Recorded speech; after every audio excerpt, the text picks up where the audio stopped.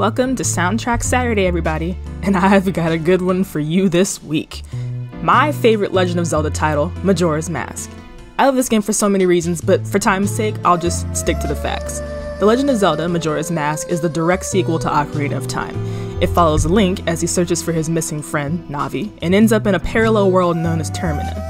Termina is currently only 3 days from destruction by way of a freaky-faced moon dropping on it, which is being controlled by the Skull Kid, an imp from the woods who stole Majora's Mask from the happy mask salesman and is now doing the evil mask's bidding. Link only has 3 days to free the 4 giants of the surrounding areas and stop the moon from falling.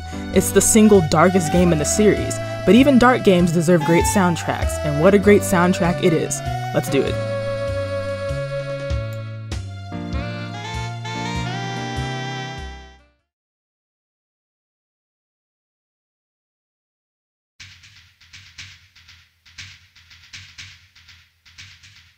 The Woodfall Temple is the first major dungeon Link ever challenges in Majora's Mask. It's found within the southern swamp in the Woodfall area, which is further obscured by a secret passageway within the Deku Palace. The temple is forest-themed, featuring poisonous water and swamp-dwelling enemies like the carnivorous lily pads, the snappers, and dragonflies. Finally, like all the temples in the game, Woodfall Temple is cursed by a demonic spirit, Odolwa in this case. All of these things get represented in the temple's theme. The song includes hand drums of varying noises, one of which can sound like bushes rustling in the wind, various noises that one might hear in a cursed swamp, and the sounds of someone doing tribal yells in the background. Lots of people like to think this is Odolwa himself singing along to the music while he watches you traverse the dungeon. And that really makes perfect sense, seeing as he is constantly singing tribal trance during your entire boss fight.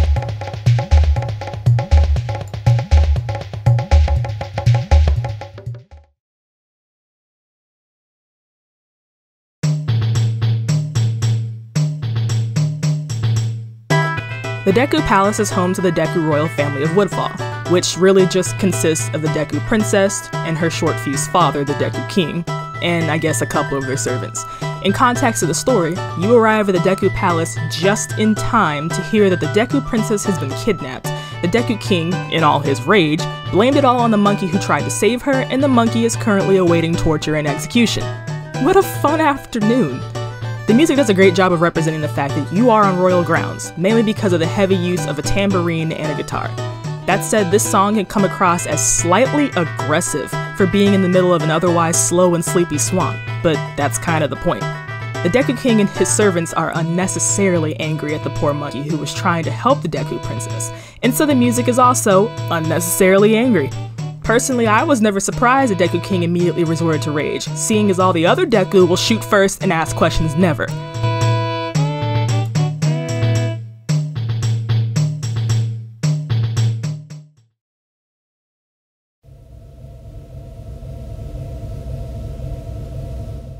The Great Bay Temple is the water-themed dungeon of Majora's Mask. It also doubles as a high-tech water purification facility, and the fact that it's cursed has made the waters of Great Bay murky. Link, as Zora Link, has to navigate the water currents through different pipelines and operate various water wheels and valves to progress in this dungeon. The high-tech aspect of the temple is showcased heavily in its music. Its bass beat is the sound of someone banging their hands in a large pipe. The sound of metal clanging on metal can be heard every so often, and other synthetic noises played throughout the track. No part of this theme sounds like anything else in Termina. That's because the Great Bay Temple is unlike anything else in Termina. I'd also go so far as to say it's my favorite water-themed dungeon in the entire Legend of Zelda series, because it's challenging enough that I have to think, but not so challenging that it's practically impossible without help and I end up angry. Ahem.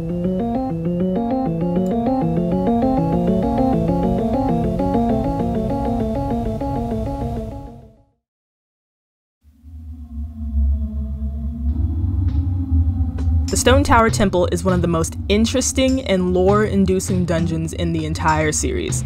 Whereas the other temples focused on tangible themes like forest, water, and ice, Stone Tower Temple's theme centers around light, with a little use of other elements like fire.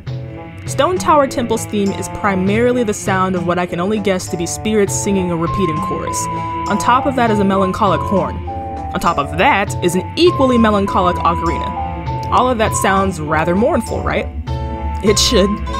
Stone Tower Temple sits in IKANA Canyon, which is currently undergoing a plague of vengeful spirits who are still in war with each other even after death, and undead creatures.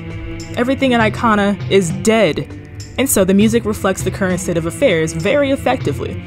The track has to be the one to reflect the state of the region because, unlike the other temples, the Stone Tower Temple itself doesn't really have anything to do with the theme of the region, i.e. death. All that's well and good, but there's one more trick up the song's sleeve. The Stone Tower Temple is unique for yet another reason. Halfway through the dungeon, you actually have to leave and flip the entire temple upside down, then re-enter and traverse the flip map. When you invert the temple, the music inverts as well, becoming exponentially creepier, almost like one of those don't play the tape backwards kind of scenarios.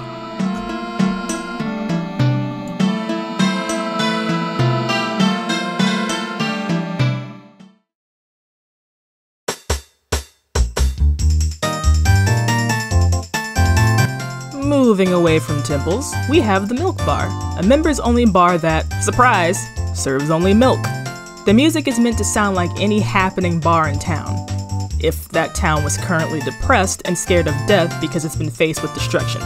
The Milk Bar theme is sure doing its best to sound like everything's fine and dandy because it's beating the hell out of that tambourine. But every other instrument in the song seems to be playing without any heart, as if they're just going through the motions. What you end up with is a decidedly unsettling song that makes it hard for anybody to really be happy in the Milk Bar. And of course, nobody really is. The owner is doing his best to sound welcoming, but doesn't really engage in much more conversation. The manager of the Zora band, the Indigogos, is standing there staring at an empty stage where he wishes his band were playing, were the lead singer not depressed, and one of the Gorman brothers is literally drowning his sadness in milk. The composers really did a good job making a song sound as in denial as the rest of Clocktown is.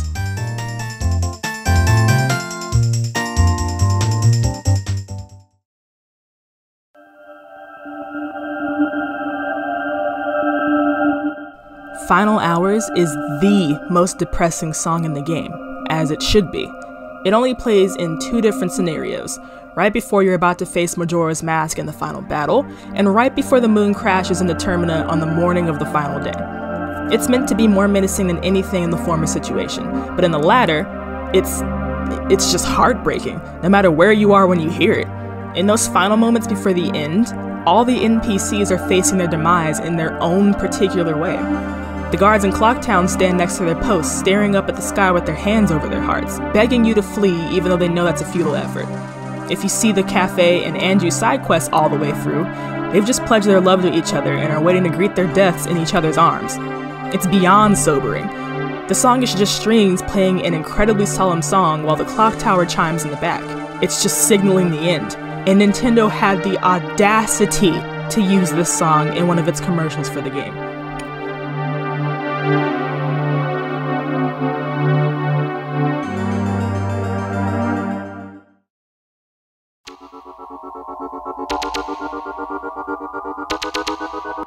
Early on in the 3-day cycle, you can meet a little girl named Romani, Termina's counterpart to Hyrule's Malon, who lives in Romani Ranch with her older sister Cremia. She'll tell you all about how every so often, they come and kidnap the cows from their barn. Then she instructs you to return later that night to help her defend the barn from them. If you do as she says, you find out that the them Romani was referring to are literal aliens who have come to steal the cows and fulfill the alien stereotype. This song plays while they attack the ranch.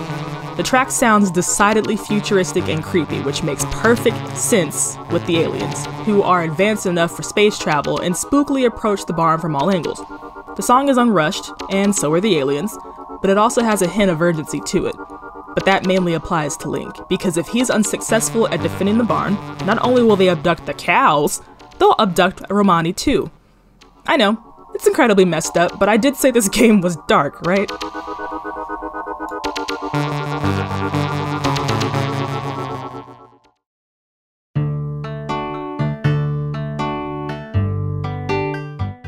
Okay, let's take a break from all the doom and gloom for a second and enjoy the peaceful harmonica tune that is Cremia's Wagon. This song plays while you're accompanying Cremia on her ride from Romani's ranch to the milk bar for a milk delivery. Along the ride, Cremia talks to Link about her struggles running the ranch since her father died, leaving her in charge, as well as her thoughts about the moon currently threatening Termina. The track is slow and peaceful, consisting of only a harmonica and a banjo, and is the perfect tune for people to have a chat to. The two instruments also fit the ranch theme, being traditionally used in country music. But really, it's just a nice reprieve from everything else going on. You only get to ride with Cremia if you defended the barns from them the night before, so Cremia isn't busy being depressed aliens abducted her little sister and will gladly give you a ride back to Clocktown. It's a great song to study to if you need something new on the playlist, by the way.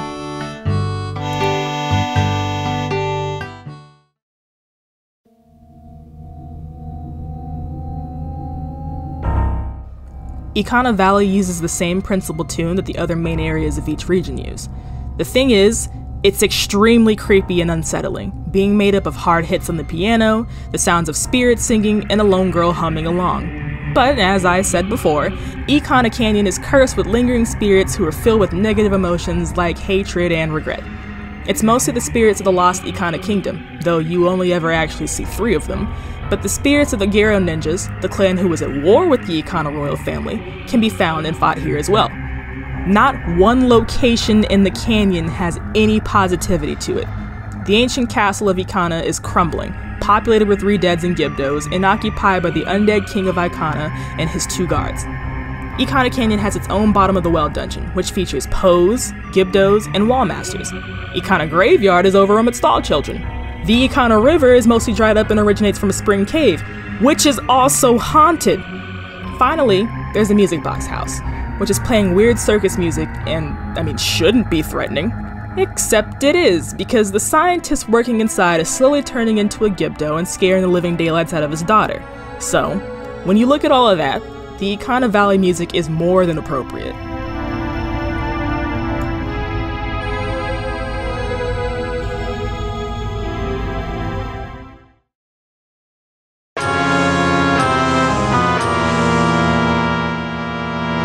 It's important to note that the battle with Majora's Mask has 3 phases. The battle with the mask itself, the battle with Majora's incarnation, and the battle with Majora's wrath. They're all hard, unless you have the Fierce Deity's mask, but Majora's incarnation is arguably the hardest, even though it's the 2nd phase. This is because Majora's incarnation is entirely unhinged. It dances and runs around the arena in really erratic manners. When you finally manage to land a hit on it, it falls to the ground and begins throwing an actual tantrum, and it continuously lets out childish shrieks. The dude is just nuts. The music makes that undeniably clear. It maintains the same central leitmotif, but is otherwise made up of childish noises, including a continuous and creepy xylophone. It can catch a lot of players off guard their first time through, because up until this very moment, Majora has seemed like a cold, calculating, evil entity. Yet here he is, doing the moonwalk during your fight.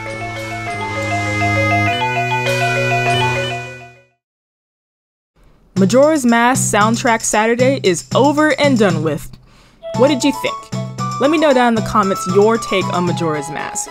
Thanks so much for watching, and I'll see you guys soon for more soundtracks, cooking, and video game shenanigans. And until next time, peace!